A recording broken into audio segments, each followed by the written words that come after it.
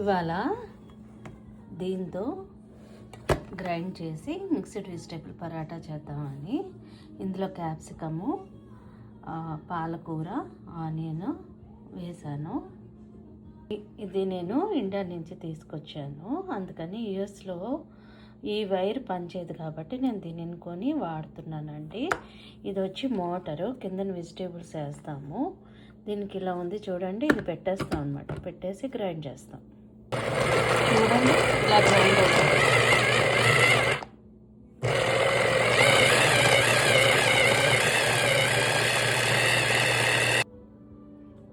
ఇలా గ్రైండ్ చేసేసింది చూడండి. చాలా చిన్న చిన్న పీసెస్ వచ్చాయి మీరు అబ్జర్వ్ చేసినట్లయితే.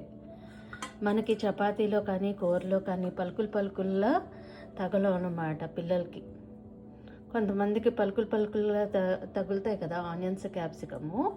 ఇది తగలదు ఇలా చేస్తే. ఇందులో కొంచెం కాస్కో నుంచి తీసుకొచ్చిన ఆర్గానిక్ హెంప్ ఆయిల్ అని చెప్పి ఇది 1/2 స్పూన్ వేస్తున్నాను. సోయా సీడ్స్ 1/2 స్పూన్ వేసాను. దేంట్లో అయితే తురిమామో అందులోనే నీళ్ళు తీసుకున్నానండి. 2 గ్లాసులకి 2 కప్పులు నీళ్ళు. ఎందుకంటే ఆనియన్ ఇవన్నీ వాటర్ ఉంటాయి కాబట్టి ఎక్కువ నీళ్ళు పట్టదు అనుకుంటున్నాను. ఆనియన్స్తో కలుపుతున్నాం కాబట్టి నాకు 1 కప్పు పడిందండి వాటరు. 1 కప్పు పడింది కాబట్టి చూడండి, ఇలా ముట్టుకుంటే ఉండవాలన్నమాట. ఇలా ఉంటే చాలు. పిండి అయితే రెడీ అయిపోయిందండి. ఒక మీడియం సైజు ఉల్లిపాయను తీసుకున్నాను. 2 చెంచాల పాలకూర, 2 చెంచాల క్యాప్సికమ్ తీసుకున్నాను నేను. అన్నీ వేసి ఈ విధంగా కలుపుకున్నాను. 2 కప్పులకి 1 కప్పు వాటర్ అయితే పడుతుంది.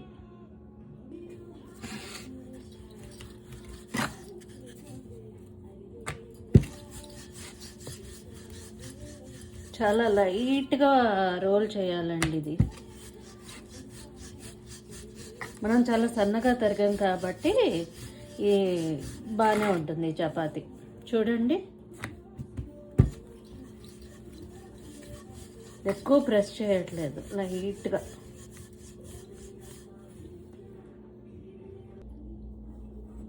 చూడండి ఇలా కాల్చుకుంటూ దీనిని 2 వైపులా తిప్పుతూ కాల్చుకోవాలి. మరి కాల్చుకుంటే సరిపోతుందా? మరి నూనె కావాలి కదా. ఎక్కువ నూనె పట్టకుండా నేను దీనిని యూజ్ చేస్తున్నాను. దీనిని ఒక్కసారి ఈ విధంగా స్ప్రెడ్ చేసి ఈ విధంగా రాస్తే అన్ని వైపులు సమానంగా అంటుకుంటుందన్నమాట. ఎక్కువ నూనె వేయకూడదండి. నూనె కానీ నెయ్యి కానీ అలా స్ప్రెడ్ చేస్తే చపాతీకి చాలా బాగుంటుంది. నోరు ఊరిపోతుంది కూడా చూస్తుంటే. ఇది మాత్రం వేడివేడిగానే తినాలి. దీని కాంబినేషన్ బెండకాయ పులుసు.